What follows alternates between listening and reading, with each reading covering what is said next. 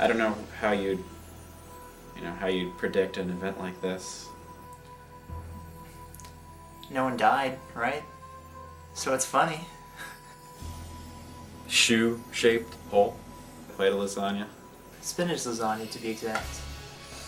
Some dreams were shattered. That's a shoe incident, right? Could we stop it?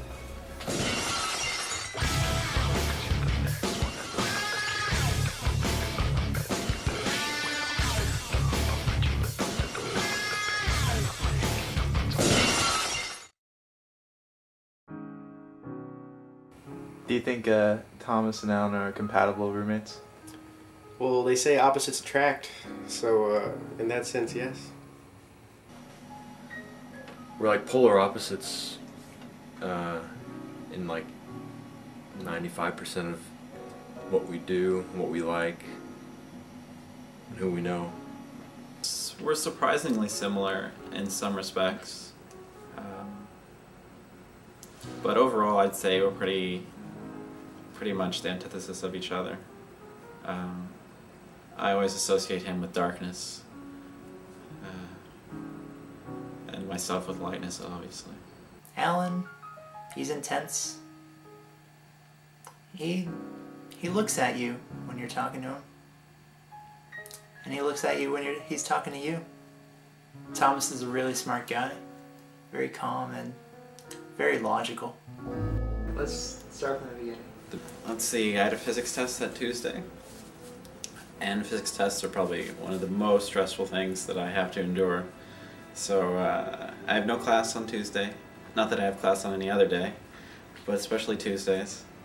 So I spent all day studying for this physics exam at 7 o'clock. And I get out of the exam, call Christian, go over to his apartment. Do you want some lasagna? Yeah, sure. But anyway. I hear he made spinach lasagna, so I'm pretty excited. Lasagna.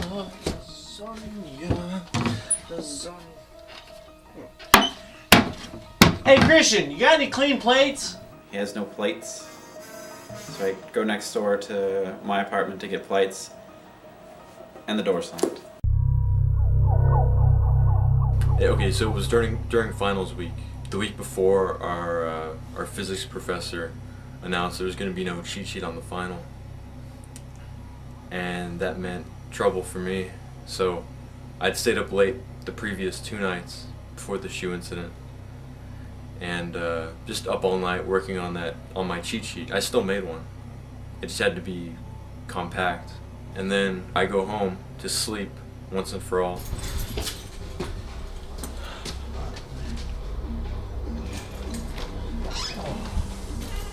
Oh, thank God. And I absentmindedly lock both locks on the door, so you can't open it from the outside. I just do that. I do that to be safe. We have 2 deadbolts, just like every apartment in this complex, 2 deadbolts, and the top one has a key from the outside and the bottom one doesn't. And so there's no way to open the bottom one unless you're inside. You get a feeling of safety with both locks locked. No one's coming in and no one's going out. Didn't even put down my stuff. Stumble up the stairs and crash. Less than 5 minutes, I'd say. Go to sleep. I'm a real heavy sleeper. I slept through my alarm I don't know how many times. But this would be an exceptional case of that. So I'm sleeping out for a good few hours. So I call Alan, who's supposed to be here. Doesn't answer. I call him about 15 more times. Still no answer. Get kind of frustrated. What he says, or what he told me, was that his ringtone for me is very quiet. And so that's why he didn't hear it.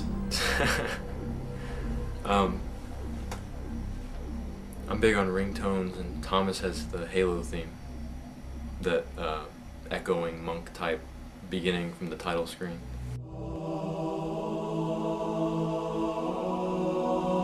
And as a ringtone, that's not very loud. So, but I believe that fits him, and I'll never change it, unless unless something better came up. I doubt.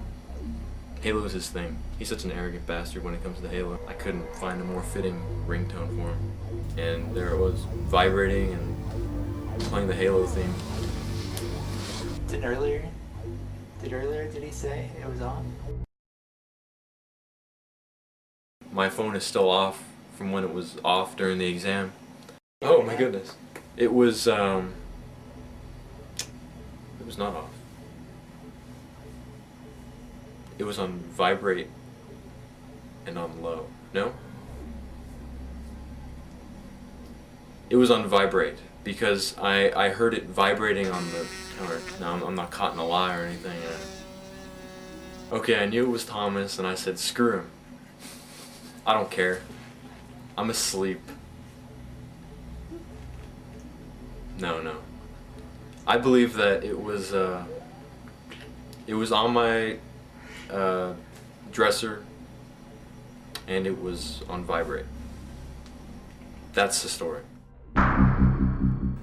So I'm calling Alan over and over again, and I guess I probably called him 30 times. I don't really know exactly how many times, but I would say probably about 30. Alan, it's Tom. Open the door, okay? I just left you a message. It's like the 23rd one or something, alright? Just open the fucking door, dude. Come on now. Come on! Open the door, dude. No, hang on. I'm gonna...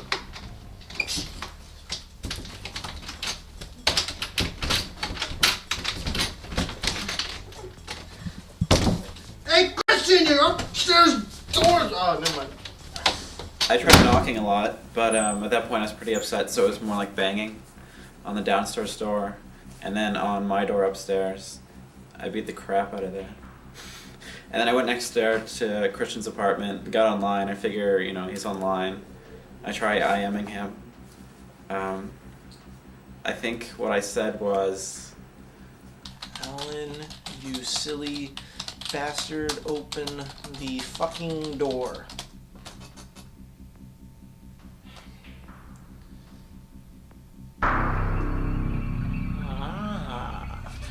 Hey, Christian! He finally came down, asked to borrow his shoe. We didn't really know why. Hey, Christian! Can I borrow a shoe? I guess, sure. Of course I agreed. He could borrow anything. Alright. Is one of these alright? How about this one? Actually, the blue one would be better. Which blue one? This one? Yeah, alright. Alright. Thanks.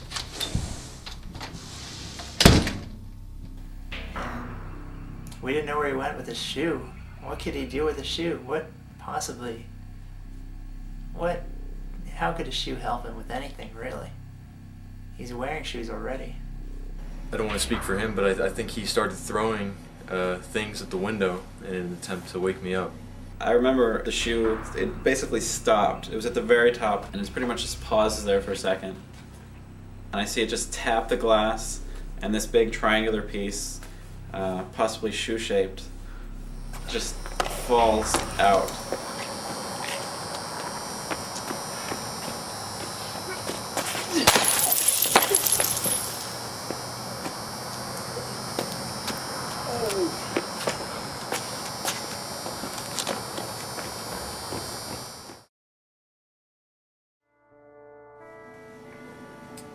I don't know exactly what happened. All I knew is that it happened multiple times, and one of these loud knocks on the glass woke me up, if you could say that. I woke up and I can't really pay attention. I just know something that startled me, and I kind of stumble over towards the window because I sort of heard the noise, and I can't really see anything. I can't see. I don't even know where I am. I just know sound coming from over here. As I approach the window, my window shatters, and I jump pretty high.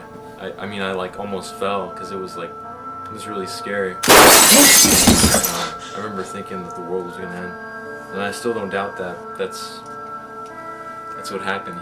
He tossed a shoe through the window. Who throws a shoe? Thomas.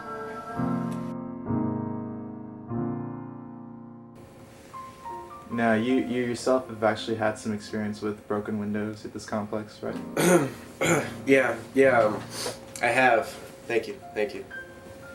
My truck's been broken into a couple times, but if someone comes into your house and breaks a window, it's just a different story altogether. Just violation. I don't know. Just don't know. What inspired you to hand Josh the water just now? He seemed kind of thirsty. He started coughing and his throat seemed pretty dry, so I thought the water would be a good bet. Yeah, you'd do anything for Josh. Is that correct? Yeah. Can we stop it? Like, I love Josh. Smells like Josh. Who's at fault?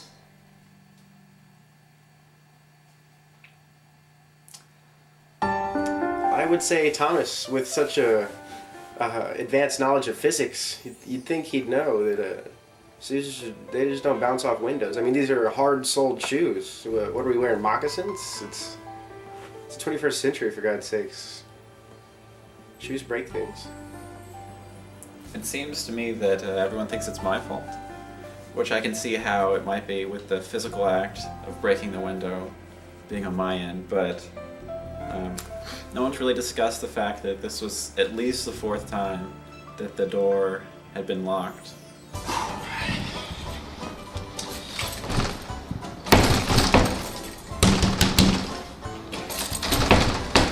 Hey, Christian! You locked me out again. Hey, Christian. Thomas. Hey, Christian, he locked me out again.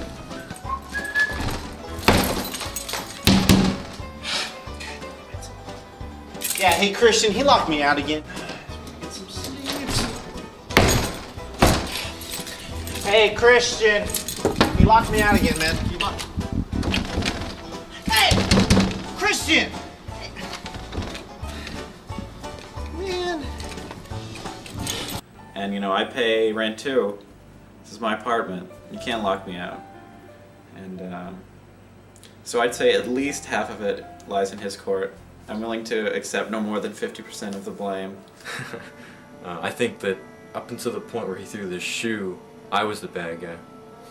Now I don't believe that at all. Throwing a shoe? Thomas broke the window.